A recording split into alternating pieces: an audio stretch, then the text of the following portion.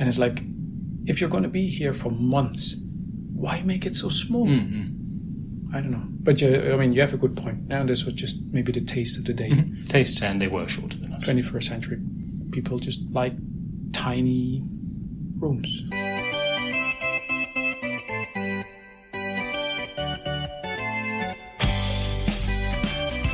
Hello. This is the 260th Test from the Future, an experimental podcast from the year 2226, which we are sending from our present to yours.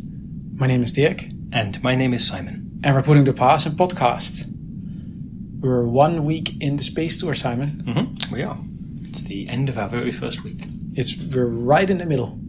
Correct. 1 week left to go. Yes, so the last time the listeners heard us, we were right before leaving. Was the evening before, right? Or the afternoon? Like we had just got on board? Yep. But exactly, we hadn't left yet. Yes. So the space tour, we're not going to recap it again. Not the whole thing. Not the whole thing, but we won a contest. We're on a space tour, and we're further away in space than any human has ever been. Right, has ever been from Earth. Yes. And we're not talking about Mars or Neptune or a Clarabelle, and not just the nearest solar system. We're really far away. Hundreds of light years away. So far away that the communication with Earth is a little shaky from where we are. And with a little shaky, I mean last time we heard from them was like 3 days ago. But we can read the listener emails. We can still read the listener emails. That's a nice consequence of how our whole thing works, Yes. So our listeners are writing to us 200 years ago. Those emails, they appeared, got sent to the email address. We have them stored on this hard drive. They don't have to be transmitted through space because they've been on there the whole time. Yes. And if we release a new episode, which we were about to do now, we release this. The listeners in the past can still hear this, even though we can't communicate with Earth at the moment.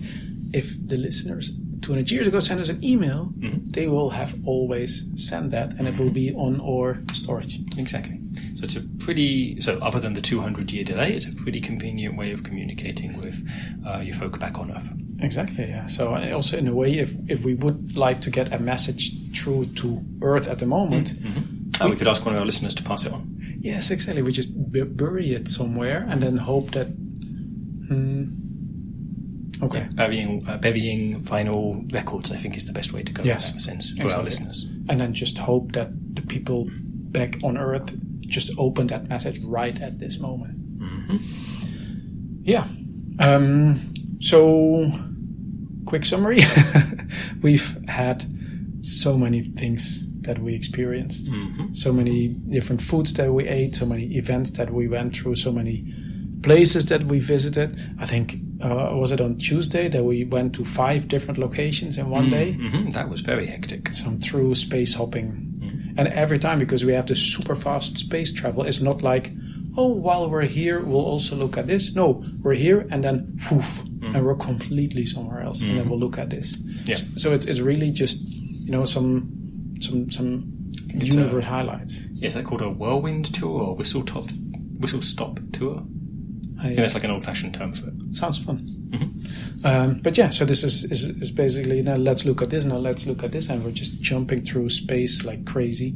We're still moving further and further away from Earth. This is apparently... It is in a spiral, not a straight line. Yeah. Because the idea is to really have actually not even... So it's a spiral, it's a 3D spiral, in space after all.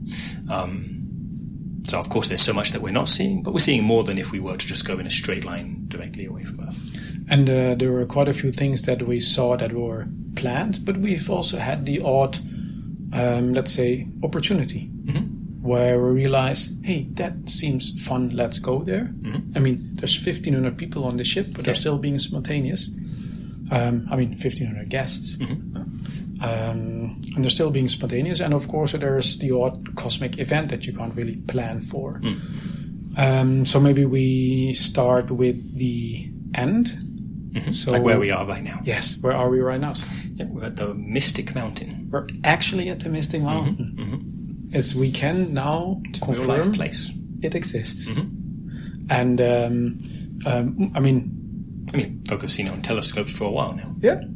200 years ago, I think they knew about it. But it's also like we're at the Mystic Mountain, but we're not super close. No. Because from super close, you can't properly see it. Right. We're far enough away from it that we can really see it. But also without using a telescope. Yeah, look out the window is the point.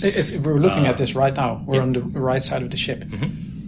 Looking at the correct side of the ship to see it.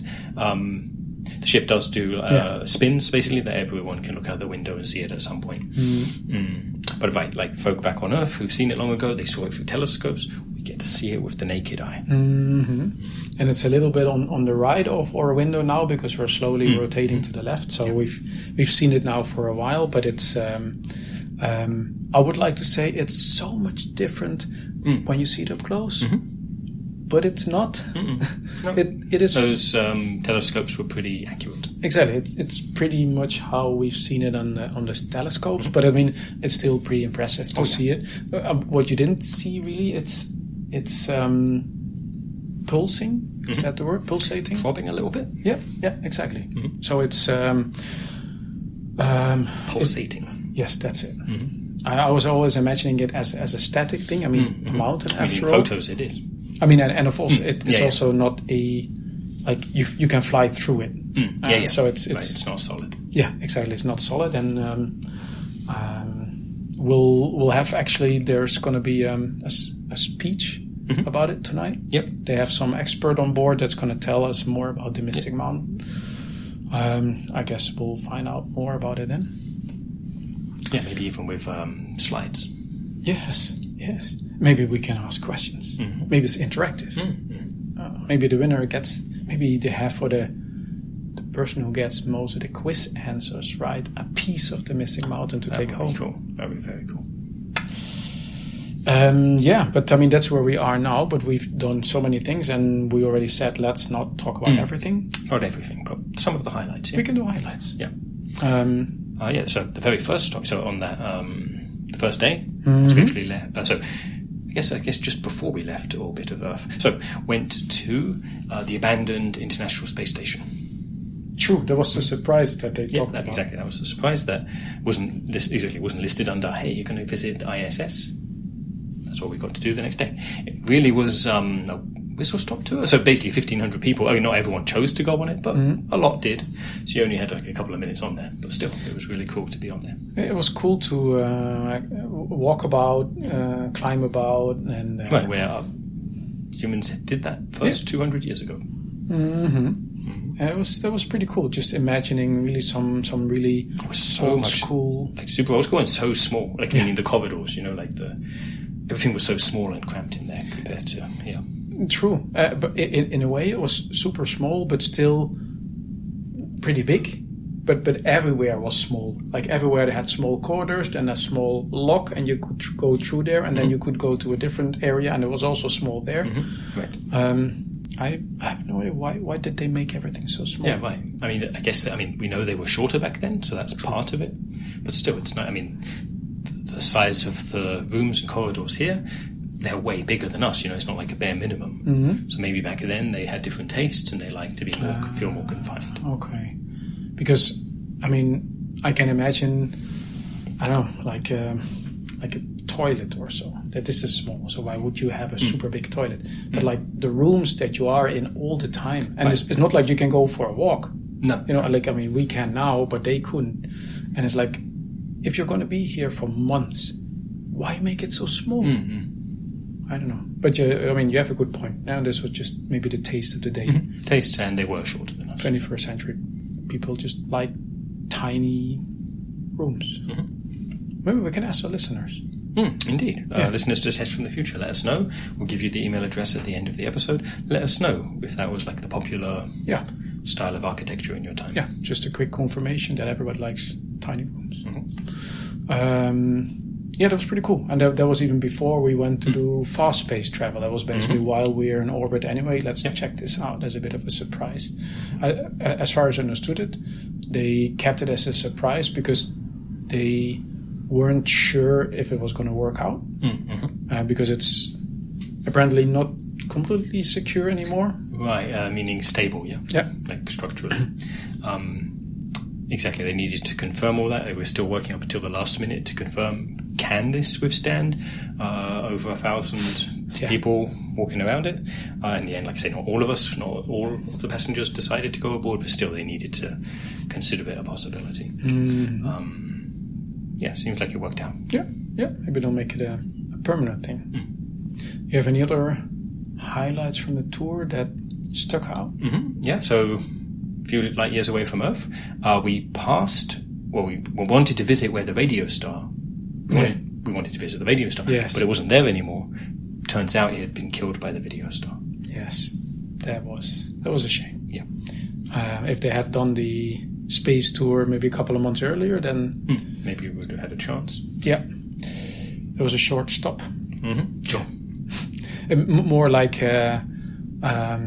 You know how you sometimes have these plaques somewhere. They're like, this is where this and this stuff happened. You know, and like there's just an old tree or whatever. There's really nothing to see here, but this is where this historical thing happened. Yeah, or those plaques that say like, this is where so and so was born. Yeah, and so was super famous when they were older. But you know, as a baby, they didn't do so much. Yeah, so it's kind of funny marking where they were born rather than where they actually did their work.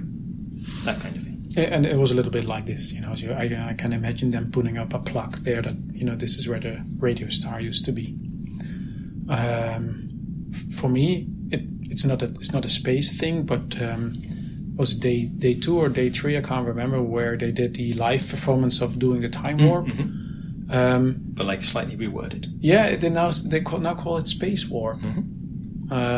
Which, I mean, song flowed the same. Yeah, has obviously a different connotation, different meaning. They had also, from the video that we saw, I think maybe did we play it on the show? I can't remember. We spoke about it. Yeah. So they kind of reenacted the video clip that we all got, but also with slight tweaks. And of course, they did a live performance. And then because we've all had more glitter. Yeah, exactly. Because we've all had that. That video, there was quite a few people that clapped along and sang along, and then afterwards they were distributing these glittery sunglasses that we could all wear and so on. So I have to say I really like the evening entertainment. Especially after a day of space hopping. You know, it's nice to just sit down and then have something happening in front of your eyes. Yeah, it is. Actually, I don't know if you did that on purpose just then when you mentioned space hopping. I found it really was that was like, I mean, I don't think they didn't bill it as a big surprise, but I was pleasantly surprised on the second day when we went space hopping for the first time. True. On space hoppers. True. That was really cute. True. I had already forgotten about this. It's a while ago now, yeah, but I liked it. That was true. I also was surprising how fast these also were. I think that was a consequence of the planet we were on. Names all blurred together, but the planet we were on had much lower gravity than Earth. So I think that contributed to us being able to bounce much further. Cool. To hop, sorry, not to bounce, to hop. Each space hop. There was a planet, I think, with the long number that they didn't have a name for yet. Right. That was just like, we need some place to go space hopping instead of going. We need. Right, and they had that. I forgot. So I don't even think they've announced the result yet. But they said at the end of the day, like as part of the evening's entertainment, they were taking like suggestions for names, and they were going to let us know by the end of the tour what name had been chosen for that. Is it still open? I really lost track of it. So I mean, but they have so much stuff going on. Also, like, because there's like sometimes we leave the ship to go somewhere, but not everybody joins that, and then they have always parallel program. Like a tour or an event, or you can chill in your room and so on. But I've mostly been opting for whatever space toury thing is going on, not so much onboard entertainment. Sure. Just evening stuff. Makes sense for us to make the most of being out here in space. Indoor activities can do back at home on Earth. True. Although they do go out of their way to come up with stuff that maybe can only happen here. I don't know. Anything from the evening entertainment that you... other than what I've mentioned so far, not that comes to mind right now. What do you think of the big band? Of course. So they're beatboxing at the next level. Wouldn't have expected it. So big band, I would have imagined maybe brass instruments, maybe string instruments like violins and so on. And there's a bit of that, like in support, but really the main focus is the beatboxing. Especially because they're doing this in the ballroom. I don't think I've ever heard there's really good acoustics. I mean, yeah, exactly. As once you've heard a big band beatboxing in the ballroom, I don't think you can go back to basically any kind of other music. At least any other kind of live music. I mean, yes, that's true. Actually, yeah, that was pretty cool.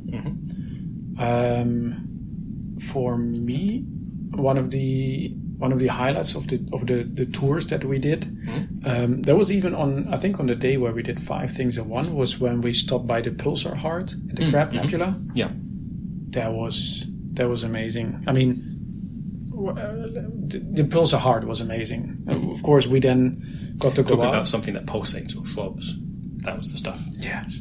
What I liked is that there were lots of low-hanging meteorites. That's probably not what were they called? Asteroids. Asteroids. I think they called them asteroids. See, now I don't remember which ones are like basically like in a stable orbit or the like, and which ones are just whooshing on by. Yeah, the ones that are in stable orbit. And then because there were so many and they were stable, we got to go out there. We could put up our bubble condo. That was pretty cool. There's apparently that was the main reason why Everroom had one for this particular outing. Yep. And then the only downside for us was we actually managed to puncture our bubble condo, which I understood would be impossible. Yeah? Yes. The whole point of them was that they're super tough, super resilient.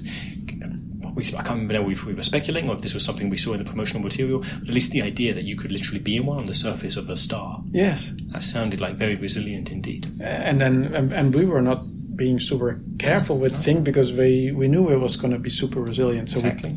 We took it out. A bit of bubble condo, for the listeners that don't know that, it's kind of like an inflatable room.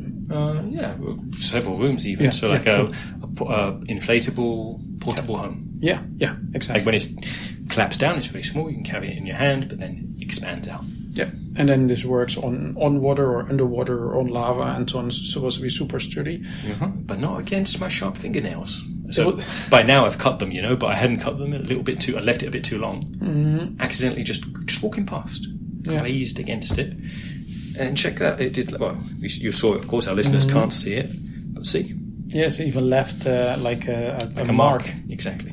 But I mean, the thing is, there was from the inside, right? So it seems like it's only the bubble condos are super tough from the outside, but not from the inside. That seems like an oversight. Exactly, it seems like an oversight. Like they put so much research in the outside, not thinking, what if somebody with sharp fingernails? Yeah, or just drops a pair of scissors. Yeah, exactly. Or have spiky shoes because you throw some darts. You put the bubble condo on an icy environment. Yeah, or just are very hungry and with pointy teeth. Anyway, many scenarios. So we have like a deflated bubble condo now laying in the room. Yeah, okay, so we shall not be using this. At least not the next week.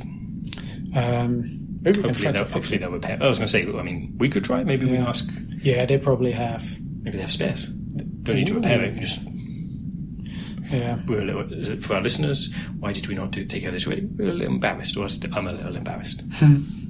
Yeah, that's true. Yeah, but I mean, it was quite nice because, of course, in this case, it was relatively dark, even though we were near the Pulsar Heart, and then everybody had their bubble condo, and everybody brought light, so you could see this. I'm gesturing with my hand. There was this. It's perfect for audio. Massive amount of asteroids floating, and on every asteroid there was like a tiny bubble condo with some light in there. It really looked like fireflies in space. Yeah, right. A chain of them. Yeah. So anyway, that was pretty cool.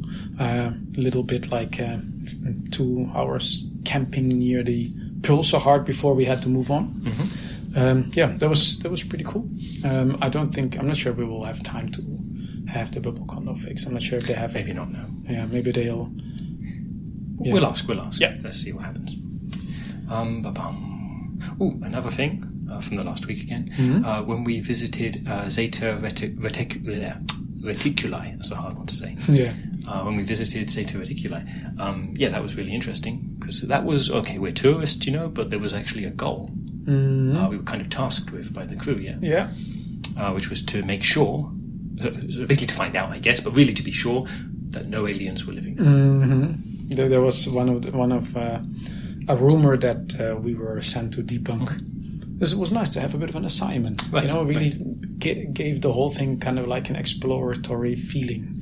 Yeah. Some folk, especially, I overheard some people talking. So I, as our listeners know, I'm on sabbatical. So folk such as myself, very content with life with no direction, But from overhearing some of our fellow passengers, they'd actually been missing that. The previous days, like really just, hey, you can do whatever you like. And some of them were kind of getting fed up with that. And so, hey, I enjoyed it too, and they especially enjoyed being given a task. Yeah.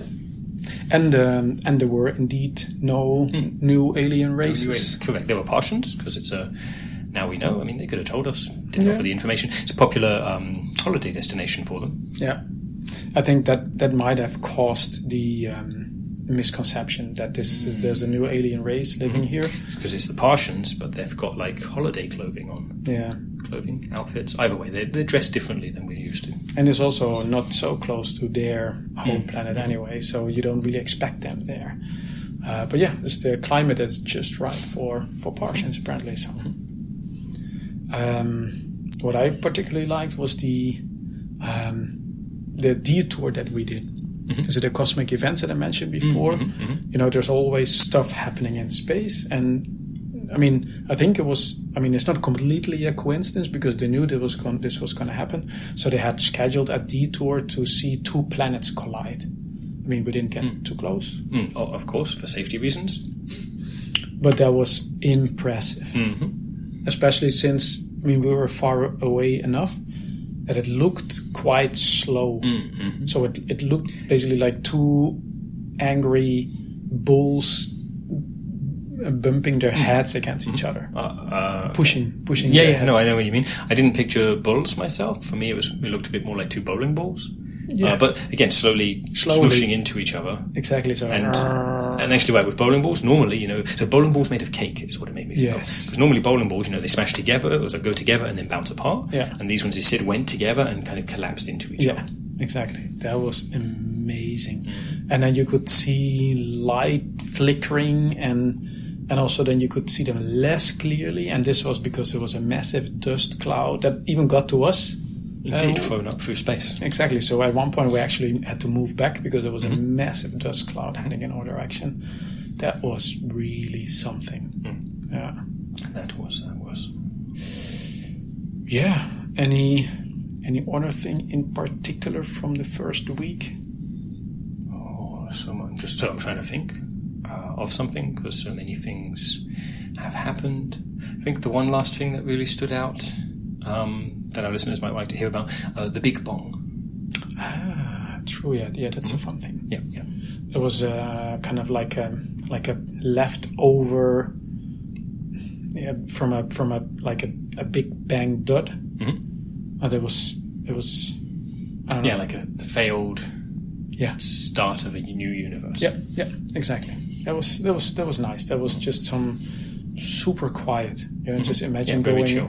Exactly. Just imagine going to a big busy park and then taking a side route to somewhere where there's basically nothing. Just some really quiet. Yeah, that was nice.